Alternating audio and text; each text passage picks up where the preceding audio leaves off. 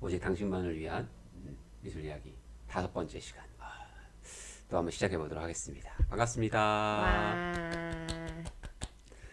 우리 첫 번째 사연 한번 읽으면서 우리 시작을 해보도록 하겠습니다. 안녕하세요. 하늘바라기님께서 보내주신 사연입니다. 엄마 힘내세요. 이 글을 쓰고 있는 지금에도 눈물이 납니다. 50의 중반을 넘어가고 있는 아줌마입니다. 올해 86세 되신 우리 엄마 이야기를 한번 해볼까 합니다. 원래 지병은 있으셨지만 앞으로 약으로 관리를 잘 하시던 엄마가 쓰러져 병원으로 가시게 되었습니다. 쓰러지신 지 1시간 만에 병원에서 본 엄마는 나를 알아보며 어눌하지만 내 이름을 불러줬습니다. 넷째라고. 불규칙한 심박동으로 인해 뇌가 멈추어 버렸습니다. 뇌의 80%가 죽어있는 상황에서 엄마는 가늘한 생명의 끈을 놓지 않으셨습니다. 중환자실에서의 일주일이 우리 가족에게는 많은 것을 그리고 엄마를 생각하는 시간이었습니다. 엄마는 뇌 전문 치료실에서 그리고 일반 병실로 오실 때까지 힘을 내셨습니다. 한 달 남짓의 시간 동안 코로나로 인해 보호자의 면회가 허락되지 않는 상황에서 엄마는 전화기 너머로 내 목소리를 기억하고 어눌하지만 내 이름을 불러줬습니다. 아빠한테 잘해, 집에 가고 싶다. 엄마는 어린 나이로 돌아가 버렸습니다. 당신의 혼자의 세계에서 수없이 알아들을 수 없는 이야기를 하십니다. 하루에 잠깐 동안 기억을 되짚어 우리 가족의 이름을 부릅니다. 지난 금요일 더 이상 치료할 것이 없다는 의사의 판단에 엄마는 재활을 같이 하는 요양병원으로 가셨습니다. 면회 금지. 엄마가 있는 곳까지 우리 집에서 걸어서 20분이면 닿는데 왜 이리 멀까요?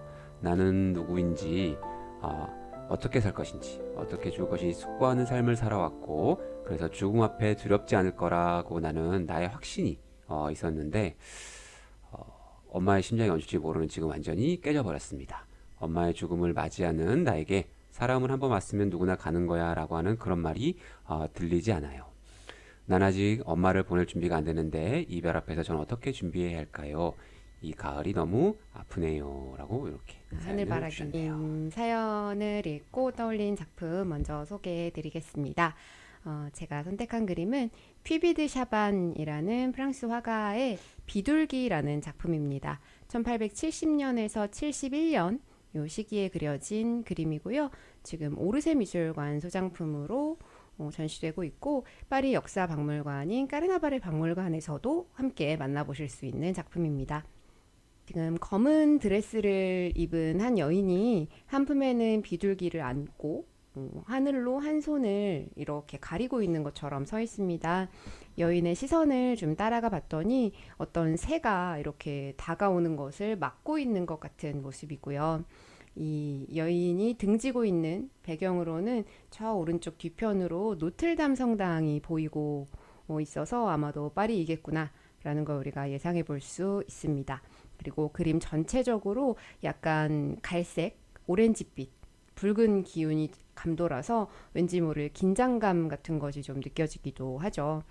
이 하늘바라기님의 사연을 읽고 저는 저 그림 속의 여인을 하늘바라기님이라고 좀 생각을 해봤고요. 그리고 품에 안은 비둘기가 어머니인 것 같다는 생각을 좀 했어요.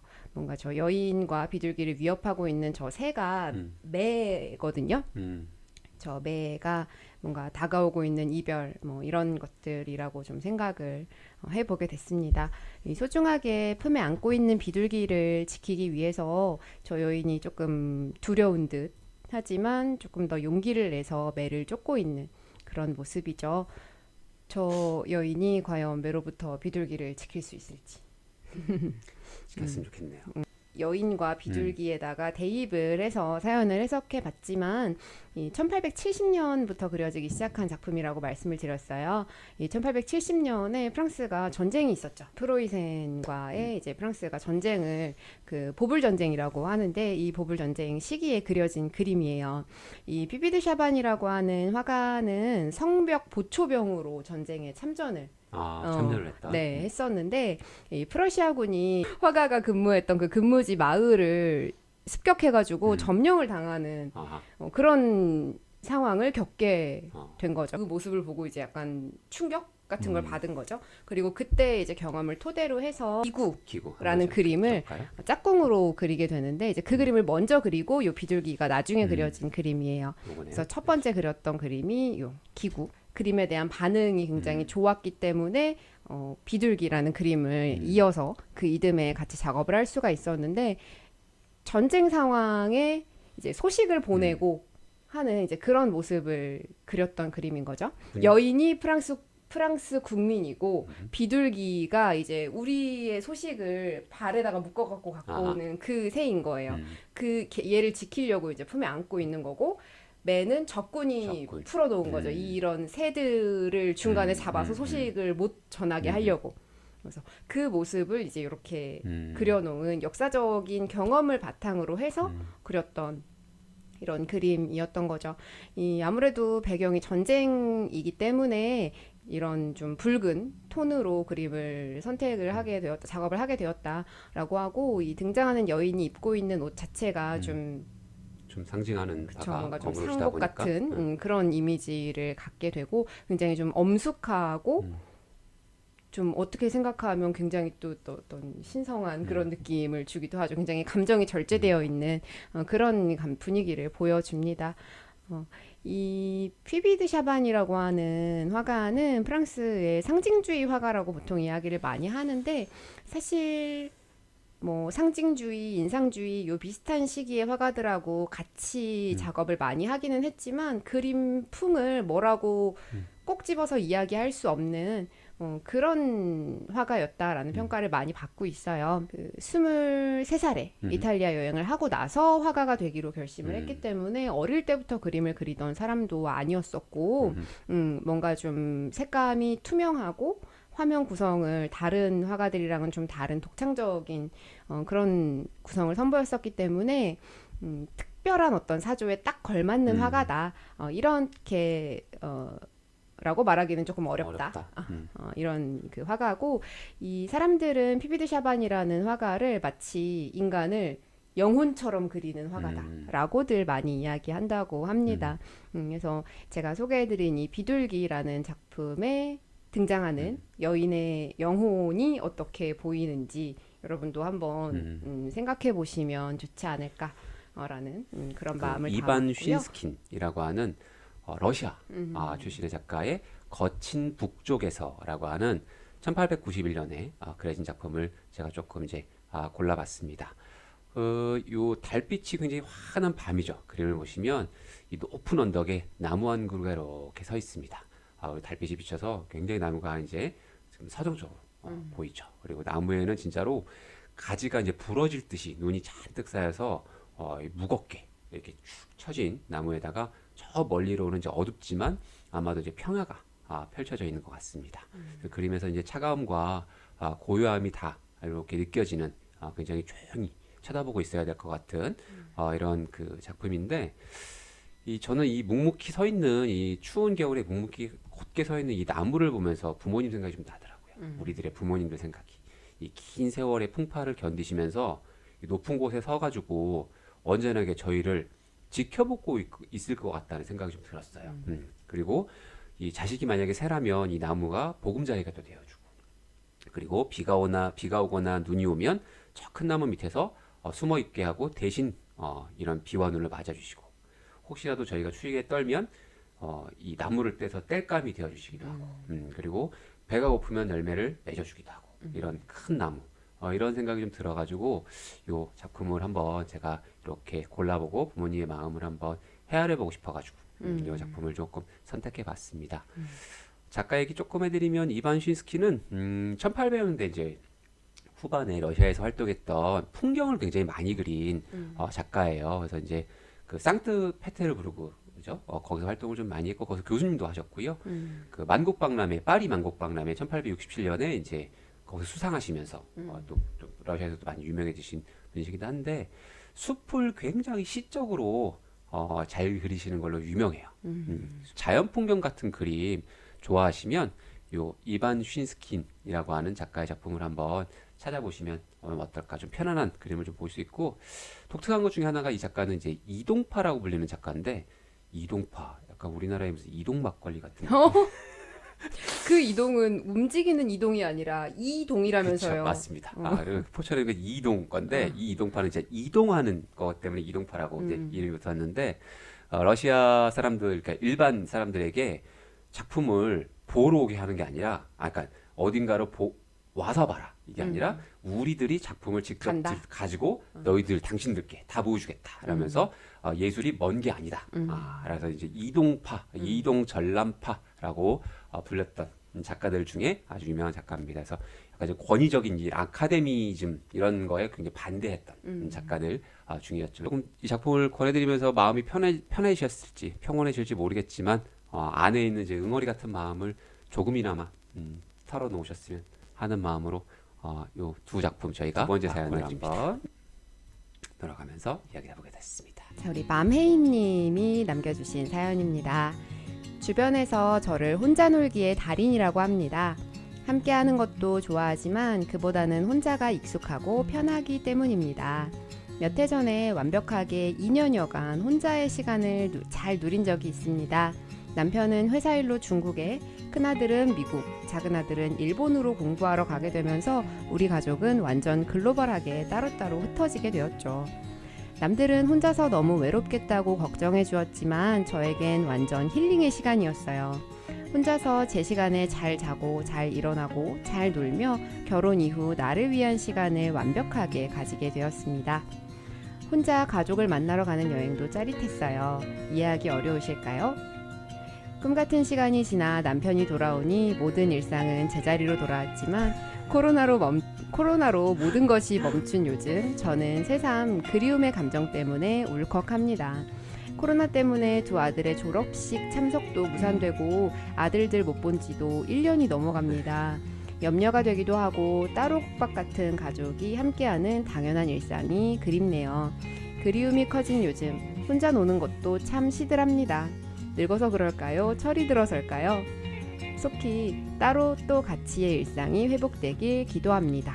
우리 마메이님의 사연을 읽고 뽑아둔 작품은요, 장라우라고 하는 작가가 그린 신성한 불을 들고 있는 베스타라고 하는 1229년경 작품이고, 이제 프랑스 파브로 미술관 몽블리에 있는 작품인데, 이 마메이님의 사연을 듣고 생각난 여신이 있습니다. 그리스 로마 신화에 나오는 여신인데요. 이 올림포스의 12신에는 들지 않아요. 다른 신에 비해서 약간 좀 유명하지는 않습니다. 그래서 작품으로도 많이 남겨져 있지 않아요. 이 여신은. 이 여신의 이름이 그리스에서는 이제 헤스티아라고 불리고 로마에서는 베스타라고 불리는 여신인데, 여러분들 그 신들이 트로이 전쟁 당시에 편을 가려고 싸웠잖아요. 이 편 들고 저 편 들고 하다가, 근데 이 헤스티아는 아무 편도 들지 않고 홀로 불을 지켰던 불의 여신이라고 불려요.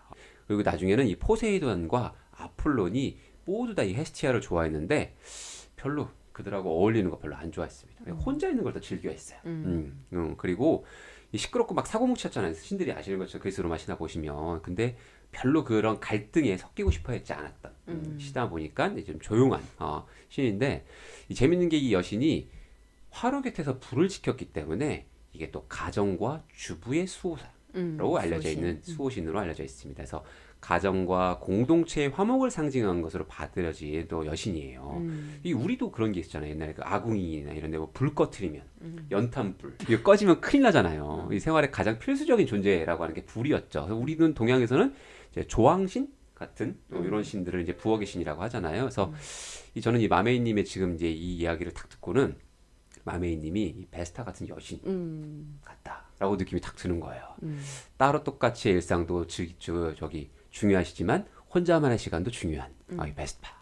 그래서 이 베스타가 탁 하고 떠올라서 이 그림을 한번 골라봤어요. 장라우는 뭐 이렇게 많이 유명한 작가는 아니에요, 우리에게도. 그리고 프랑스에서도 뭐 많이 유명한 작가는 아니고, 그 루이 14세의 초상화를 그린 이제 그 이아생트 리고, 뭐 아시잖아요, 루이 14세 이름은. 흉내내시는 거예요? 죄송합니다. 이아생트 리고의 그분에게 이제 그림을 배운 화가이기도 하고요.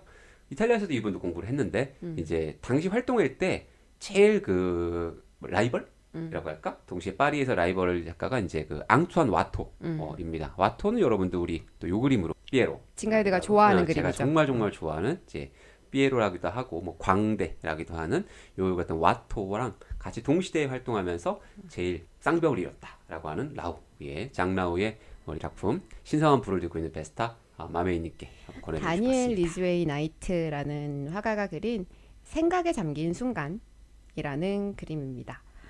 지금 한 여인이 테라스 창 밖을 바라보면서 생각에 잠겨 있어요. 지금 저 테라스 주변에는 화사하게 핀 굉장히 다양한 종류의 꽃들이 이 인물을 감싸고 있고요. 그런데 이 꽃 속에 있어도 이 손에 또 장미를 한 송이 이렇게 쥐고 쥐고 계시네요. 있기도 네. 하거든요. 아무리 이렇게 화려한 꽃 속에 둘러싸여 있는 굉장히 평온해 보이는 순간인데도 뭔가 굉장히 생각에 빠져 있단 말이죠. 어딘가를 바라보면서 좀 다른 생각을 하는 이런 모습을 보면서 이 마메이님도 혼자 보는 시간이 굉장히 즐겁고 편안했다라고 말씀을 주셨잖아요. 이제 이 가족이지만 함께해서 좋은 시간이 있는 것처럼 떨어져 있어서 좋은 점도 있기는 한 것 같아요. 아마 그런 면을 얘기해 주신 게 아닐까 싶고 또 지금은 외국에 나가서 공부하고 있는 자녀분들을 1년 넘게 못 만나고 계신다고 말씀을 주셨어요. 그렇다 보니 좀 혼자 있는 시간이 좀 즐거웠다 한들 자의가 아닌 장애물이 지금은 생겨 있는 상태이니까 약간 또 마음이 쓰이실 것 같아요. 그래서 지금 남편분하고 이렇게 같이 계시고 아드님들은 또 각각 다른 나라에 또 떨어져 있고 하다 보니까 좀 편하게 지내시고 뭐 맛있는 거 먹고 좋은 데 가고 뭐 이렇게 가면은 사랑하는 사람들이 저절로 생각이 나는 것처럼 그래서 더 아마 그 자제분들 생각에 마음이 좀 쓰이시지 않을까라는 생각이 들었어요. 그리고 혼자 계실 때에도 물론 너무 즐겁고 행복하고 편안하지만 그렇지만 한켠으로는 아마 그 떨어져 있는 가족들에 대한 생각도 분명히 하셨을 거라고 저는 그럼요. 또 생각이 들더라고요. 그래서 이제 이 그림 속 여인이 이 마메이님 같다라고 저는 생각을 했었던 것 같아요. 이 다니엘 리즈웨이 나이트라고 하는 화가는 미국에서 나고 자랐는데 활동은 프랑스에서 했던 화가로 알려져 있어요. 이 프랑스의 풍경을 굉장히 사랑해서 이 생애 마지막까지 프랑스에서 시간을 보냈던 화가이고요.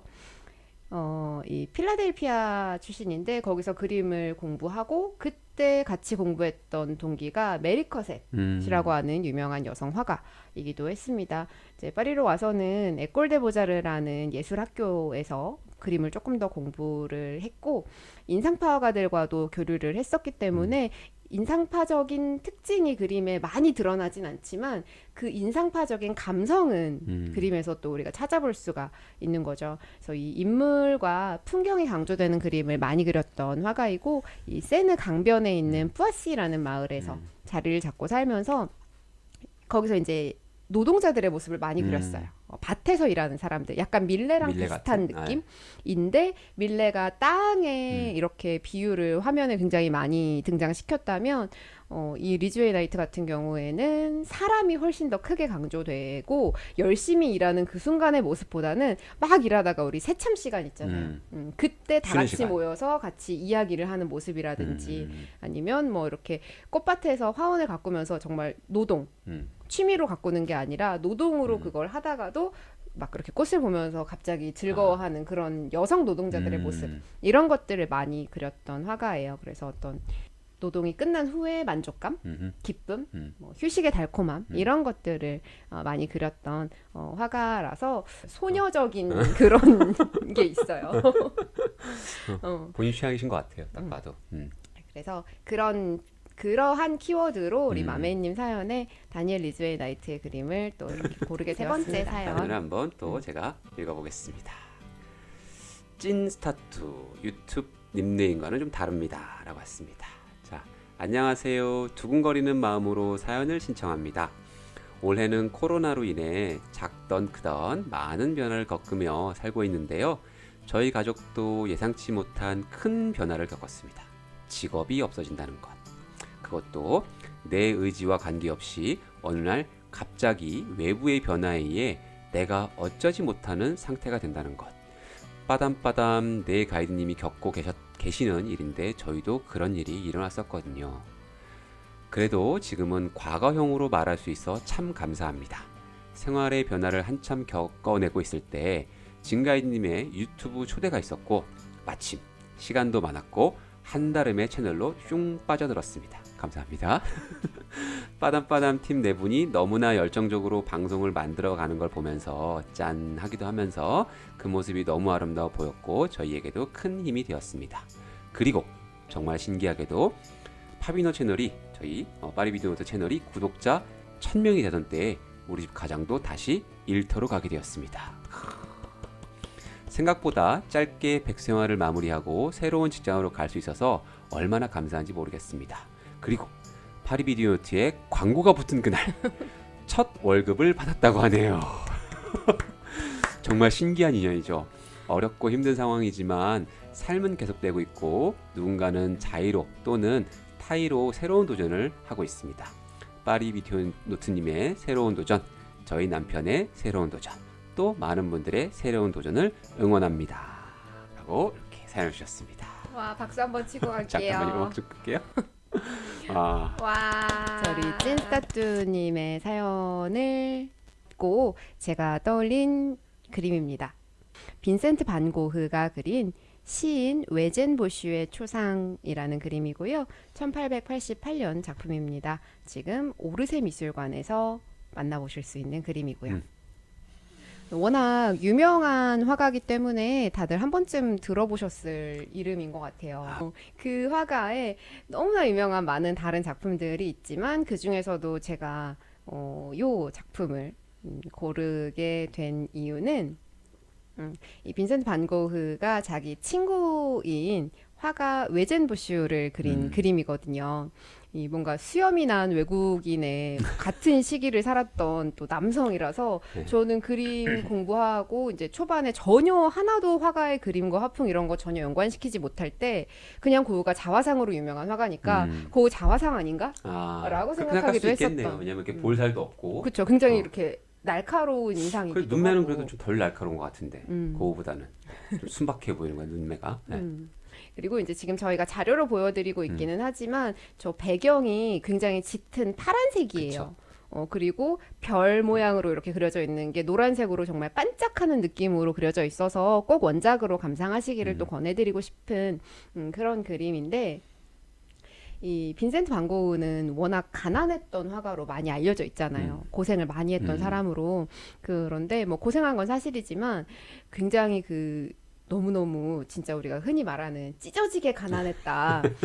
이러지는 않았거든요, 네, 사실은. 이 빈센트 반 고흐의 집안이 아버지가 이제 엄격한 청교도의 목사셨기 때문에 그 근검 절약하는 가풍이 있었고 그리고 이 빈센트 반 고흐가 화가 활동을 하면서 경제적으로 본인 스스로가 번 돈으로 생활을 할 수가 없었기 때문에 동생 테오가 테오. 보내주는 생활비로 살아가고 있고 뭐 아직 작품을 한 점도 팔지 못한 상태였었기 때문에 그래서 의식적으로 아껴야 한다라고 하는 그런 생각으로 살았기 때문에 우리가 가난한 화가의 이미지를 가지고 있는 거지 절대적으로 가난했던 사람은 아니다.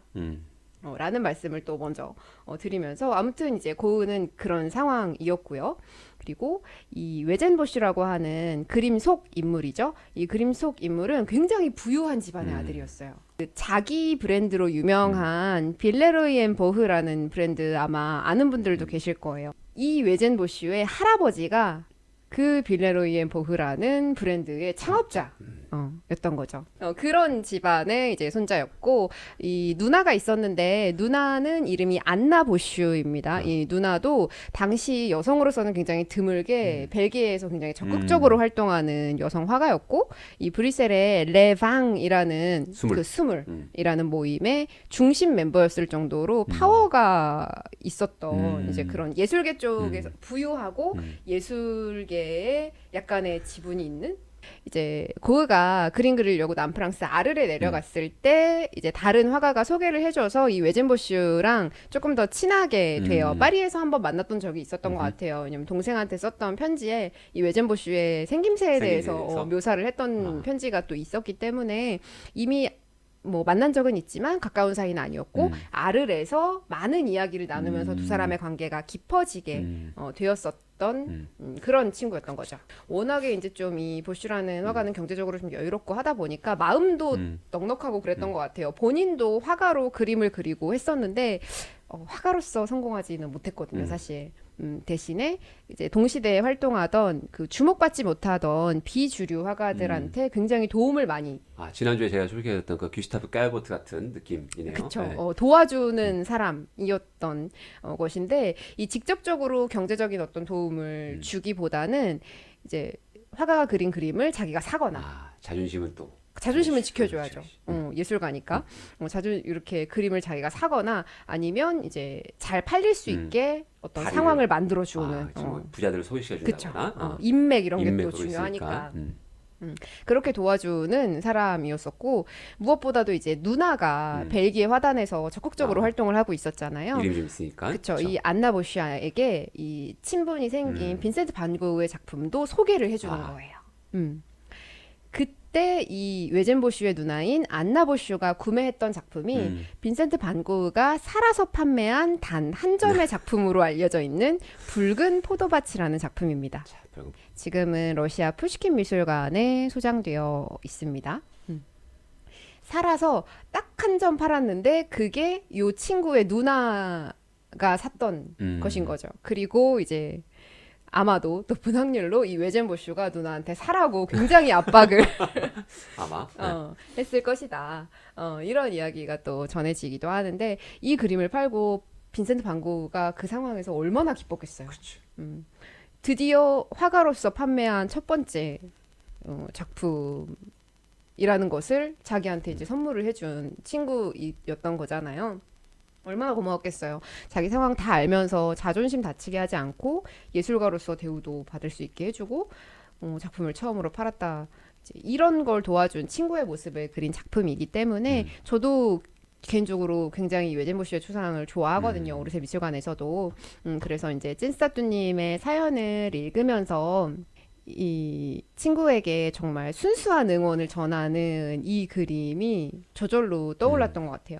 이거는 외젠보슈의 초상을 고흐가 그려서 선물하거나 그러지 않았고요. 그냥 자기가 가지고 있다가 반 고흐가 죽고 나서 동생 테오가 모든 그림의 그 소유권을 갖게 됐었잖아요. 그 동생 테오가 외젠보슈한테 줬대요. 선물로.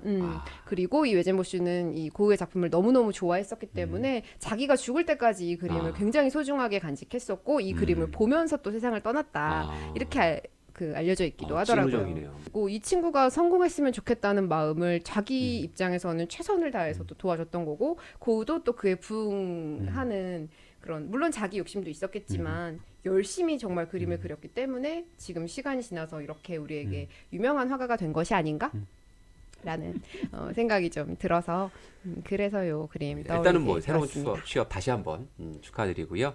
정말 진한 인연 감사합니다. 그리고 먼저 저희에게도 행운의 요정이 온 것 같다는 생각이 좀 들어서 저는 에버트 플러 그레이브스의 제목이 참 재밌습니다. 종잣돈 라고 하는 1910년 작품이고 소장은 참 재밌게도 은행이 배경이라서 그런지 그 뱅크 오브 아메리카가 소장하고 있는 그 재단에서 가지고 있는 작품이기도 합니다. 이 작품 종잣돈이라는 작품을 제가 권했던 이제 그림을 좀 함께 보시면은 젊은 부부가 이제 은행에서 돈을 찾는 것 같기도 하고 맡기는 것 같기도 합니다. 그리고 이제 창고에 그 직원이 보시면 돈을 아주 꼼꼼히 세고 계세요. 그 앞에 이제 젊은 주인공 부부가 자신들의 이제 통장을 이렇게 들여다보고 있습니다. 그러면서 이제 남편이 부인한테 가르치면서 얘기하고 있죠. 와, 이거 봐. 우리가 이만큼이나 돈을 모았다고 하면서 기분이 되게 좋아요. 그리고 이 부인의 옷이 핑크색이잖아요. 밝은 핑크는 아니지만 이 핑크색이 이렇게 가운데 딱 이렇게 한 3분의 2점에 그려져 있어서 그림이 조금 더 기분이 좋아지는 것 같은 느낌이 좀 듭니다. 그리고 이제 앞에 같이 온 그 집의 개는 저 사람들이 왜 저러고 있을까? 왜 이렇게 기분이 좋지? 라고 하는 약간 의아한 얼굴로 조용히 앉아서 이렇게 쳐다보고 있는 작품인데 그림의 오른쪽으로 이렇게 가서 보시면 노부부가 앉아서 이야기를 담소를 나누고 있는데 젊은 부부보다는 좀 더 여유가 있어 보이십니다. 그리고 좀 더 편안해 보이시고 아마 저 은행의 큰 고객이나 뭐 단골쯤 되지 않을까라고 생각이 좀 들어요. 근데 아마 이제 시간이 흘러서 이 부부가 조금 더 나이가 들고 여유가 생기면 저 젊은 부부의 자리가 되지 않을까라고 하는 생각이 좀 들기도 합니다. 그래서 이 그림을 제가 보면서 그 찐사토님 사연을 읽고 이 그림을 이렇게 고르면서 참 직업에 대한 소중함, 그리고 이런 걸 느끼게 되고 또 일을 하면서 얻는 이제 뭐 정신적이라든지 뭐 심적이라든지 물질적이라고 하는 이런 기쁨들이 있잖아요. 그런 것들도 저희들도 이제 좀 그립기도 하고 해서 제목부터 뭔가 이 종잣돈라고 하고 뭔가 희망찬 이런 것들을 좀 담아드리고 싶어가지고 이 작품을 골랐고요. 우리 찐스타투님의 앞날이 진짜 찐스타투가 되셔서 더 밝고 화창하고 이런 기운을 드리고 싶은 응원하고 싶은 마음에서 선물해드리고 싶은 작품이었습니다. 화이팅 하시고요. 저희도 다시 찐스타투 어서 할 수 있는 시간이 와서 종잣돈을 모을 수 있기를. 모을 수 있기를 바라보겠습니다. 에버플러 그레이브스는 이제 20세기 초반에 미국의 인상파가입니다. 인상파가고요. 어릴 적에 아버지의 사업이 좀 힘들어지면서 이제 일을 하기 시작했는데 그때 이제 온실에서 일을 했어요. 소시민의 그림을 많이 그렸지만 요 소시민의 그림과 더불어서 훨씬 더 유명한 작품은 이 모네처럼 야외 정원 꽃 그림입니다. 그래서 제가 조금 온실에서 네, 일했으니까. 꽃 그림을 많이 그렸어요. 요게 이제 만개라고 불리는 작품인데 엄청 예쁘죠. 화려한 꽃 그림이 많아요. 그래서 아까 우리 또 그 송가인님이 그 보여주셨던 작품처럼 요 그림도 이런 꽃 그림 좋아하시고 화사한 그림 좋아하시는 분들이 좋아하지 않으실까라고 하는 생각이 좀 들어요. 미국의 인상파를 대표하는 작가 우리 에버트 플러 그레이브스가 그렸던 종잣돈이라고 하는 작품을 이렇게 한번 권해드리고 화이팅! 화이팅. 오늘의 5단계는 여기서 오늘 또 마무리하면서 여러분의 사연 계속 기다리도록 하겠습니다. 여러분들 오늘 5번째 5단계 시간 너무 와줘서 감사하고 우리 모나미 여러분들 언제나 저희들 응원해 주시고 여러분들에게 저희들이 그림을 소개하면서 이런 좋은 사연 나눌 수 있는 기회 주셔서 너무나도 감사합니다. 감사합니다. 다음 주에도 오직 당신만을 위한 그림 이야기. 그림 이야기 다음 주에도 뵙도록 하겠습니다. 감사합니다. 좋아요와 구독. 자, 들어가겠습니다.